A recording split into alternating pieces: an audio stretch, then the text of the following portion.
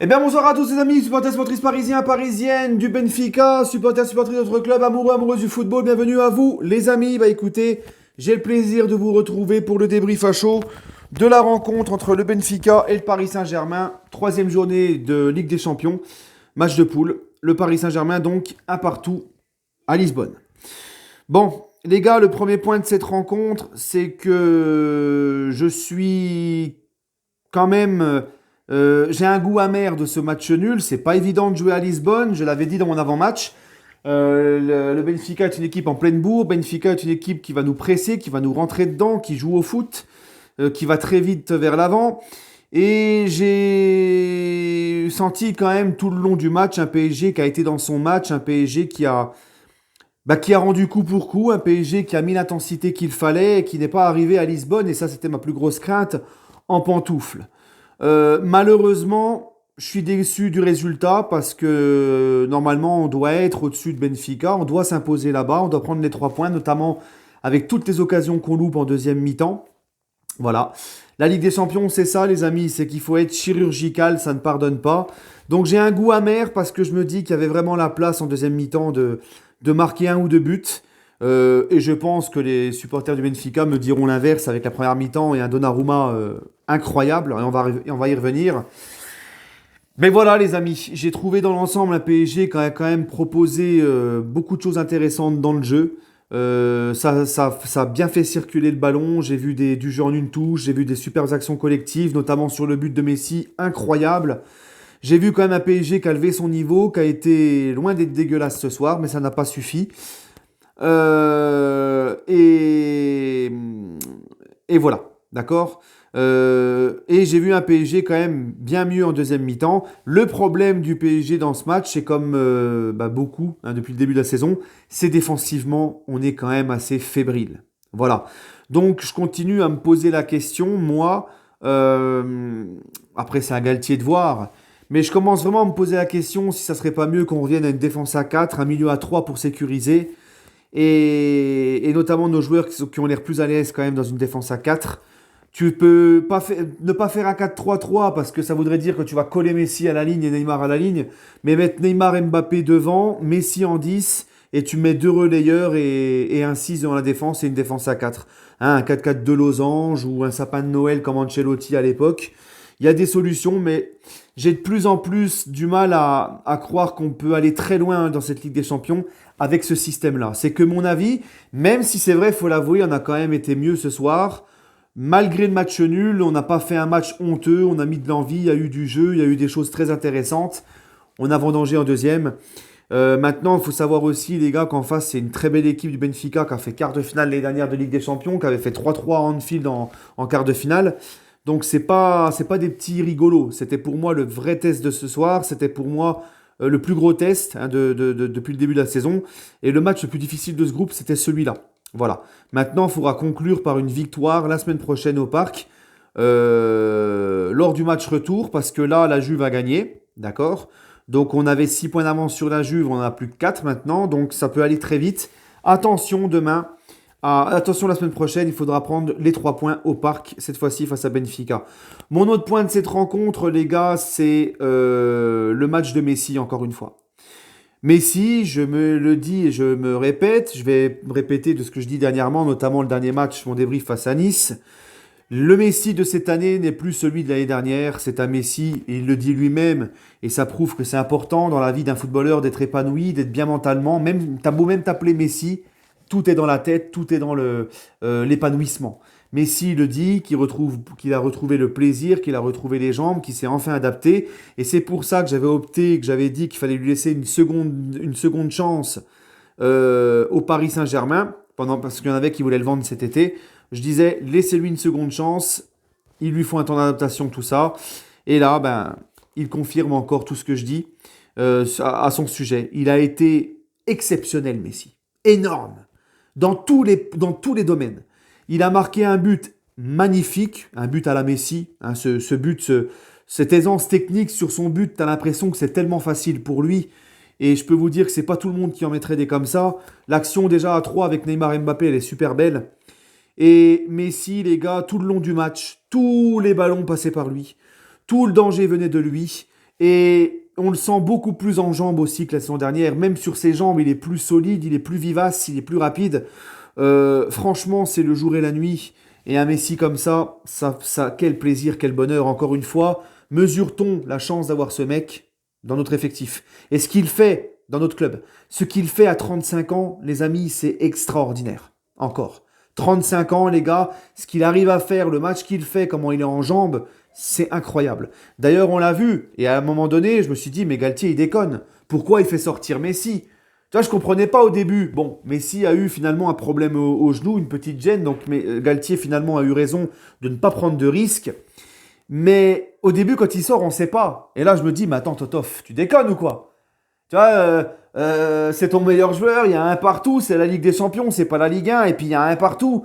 C'est vrai que quand il y a un partout, que tu n'as pas le match en poche, le match en poche, et que tu dois absolument gagner, que c'est un match important, c'est difficile de sortir un des trois de devant qui peut être décisif à n'importe quel moment.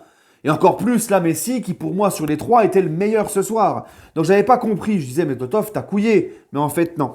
Messi a eu une petite gêne, donc il a bien fait de faire sortir, hein, pour pas empirer la chose, en espérant que ce soit pas grave. Mendes aussi, j'espère que ça va pas être très grave, parce qu'il est sorti sur blessure.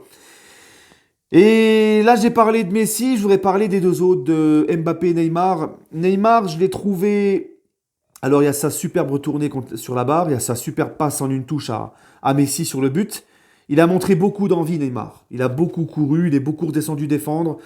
Mais sinon, je l'ai trouvé un petit peu en dessous de ce qu'on voit depuis le début de la saison au niveau de ce qu'il apporte au jeu, etc. Mais bon, franchement, il n'a pas été non plus catastrophique et au niveau des efforts, il a tout taqué. Par contre, Mbappé.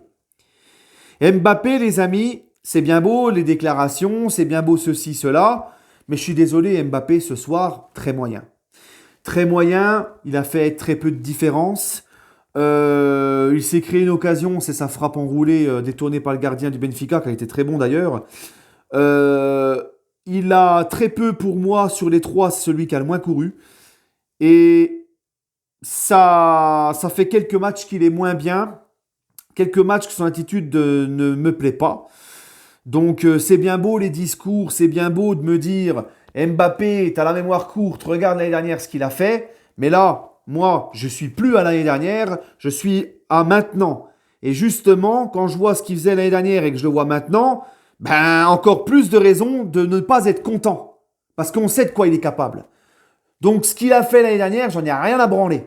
Moi, c'est maintenant. Et maintenant, ses déclarations, son attitude, tout ça, ça ne me plaît pas. Ce soir, le match Mbappé a été, pour moi, il est dans mes flops. Voilà. Bon. Maintenant, les gars, mon autre point de cette rencontre, eh bien, c'est monsieur, et j'insiste sur le monsieur Donnarumma. Hein? Parce que tout le monde, Donnarumma, tout le monde voulait le flageller sur la place publique. C'était devenu le bouc émissaire. C'était tout le monde disait, on a mis numéro 1, on a mis Navas numéro 2, c'est inadmissible, c'est honteux, et on a voulu vendre Navas pour mettre cette fraude en numéro 1. Et quand on vous disait que Donnarumma, c'est un mec, quand il va reprendre la confiance, malgré ses défauts, de ses problèmes de jeu au pied où il te fait un peu flipper et tout, Donnarumma, les gars, je vous l'ai toujours dit, t'es pas gardien de l'AC Milan depuis l'âge de 17 ans et capitaine de Milan pour rien. Tu n'es pas meilleur joueur de l'Euro avec l'Italie pour rien. C'est un mec qui a des qualités incroyables et c'est encore un jeune gardien. Il n'a que 22 ans, Donnarumma. 22 ans, il a été capitaine de Milan, il a été meilleur joueur de l'Euro. Depuis ses 17 ans, il est titulaire dans un grand club comme Milan. Il est maintenant au PSG gardien titulaire. À 22 ans, par exemple, Navas, il était encore au Costa Rica. Personne ne le connaissait. Donc, il faut être patient avec lui. Et quand je vois les gens s'acharner sur lui, ça me gonfle. Et ce soir, le match qu'il fait, et il est de mieux en mieux depuis le début de la saison, le match qu'il fait ce soir, extraordinaire. Et il a fait fermer des bouches et je suis très content parce que moi j'ai toujours cru en Donnarumma et ça aussi ça m'a donné raison dans le sens où je vous ai dit soyez patient, laissez-lui du temps. Quand il va reprendre la confiance, on va se régaler. Voilà, il nous a clairement sauvé le match. Alors en première mi-temps, les gars, bon, moins en deuxième, parce qu'en deuxième, bon, il fait un super arrêt dans un face-à-face. C'est la seule occasion qu'on concède. On a été quand même mieux en deuxième, on a mieux maîtrisé et tout, et on s'est créé plus d'occasions. Mais En première, c'est le Benfica qui se crée le plus d'occasions. Et Donnarumma, s'il n'est pas là, je pense pas que tu reviennes au vestiaire à un partout. Je pense qu'on est venu au score si t'as pas Donnarumma. Donc un gros respect. Parce que si c'est Navas qui fait le match que Donnarumma fait ce soir, alors là, tout le monde... hein, voilà. Donc je suis très content pour Gianluigi Donnarumma. En plus, c'est un super mec qui est un très bon professionnaliste, qui fait pas de vagues, qui fait pas d'histoire. Bravo Gigio. Maintenant les gars, eh ben écoutez, mes tops, mes flops, mes tops, Messi, Donnarumma et Danilo. Danilo parce que encore ce soir il fait un super match derrière. Je rappelle que monsieur Danilo depuis le début de la saison est irréprochable à ce poste, qu'il n'est même pas défenseur central de base et que j'ai l'impression sur le terrain, pourtant il est aux côtés de Marquinhos, le capitaine, et aux côtés de Ramos, on va plus présenter c'est qui Ramos, j'ai l'impression que Danilo c'est le patron de cette défense. J'ai l'impression que c'est lui le taulier derrière de ce qu'il dégage, de l'assurance qu'il dégage, de l'importance qu'il a, tous les duels qu'il remporte. Aussi dans sa façon de donner des consignes à Marquinhos et aussi à Ramos. Il ne s'en gêne pas. Donc non, franchement, Danilo, moi c'est un vrai kiff. Vraiment un vrai kiff, Danilo. Voilà. En flop, eh bien, Mbappé et Achraf Hakimi. Hakimi, les gars, je l'ai beaucoup défendu, je l'aime beaucoup. C'est un joueur marocain, tu vois, c'est... Mais j'ai pas l'impression de voir le Hakimi de Dortmund et de l'Inter de Milan. Et pourtant, on joue dans un système d'une défense à 3 où il est soi-disant beaucoup plus à l'aise. Mais je sais pas, je le vois très peu percuter sur son côté, je le vois très peu faire de centre, je le vois très peu prendre de risques, je le vois très peu accélérer comme il sait le faire, je le vois beaucoup moins faire de différence sur son côté comme il le faisait avant. Je sais pas, beaucoup moins de prise de risque, Hakimi, je sais pas, c'est... Voilà. Bref, allez. Bah écoutez, dans l'ensemble, même si j'aurais aimé la victoire, c'est quand même un point précieux, c'était le match le plus difficile. Par contre, il faudra absolument prendre les 3 points au parc. D'accord? Mais sinon, j'ai rien à reprocher. L'attitude, elle était là. On a répondu présent dans les duels. On a eu beaucoup d'occasions aussi, même si on en a concédé. Mais comme je vous l'ai dit, défensivement, on a du mal. Hein, encore. Mais sinon, voilà. On a eu des bonnes choses dans le jeu. On a vu de l'intensité. On a vu les joueurs concourus. On a vu plein de bonnes choses quand même. Allez, sur ce, prenez soin de vous, les amis. Et allez, Paris.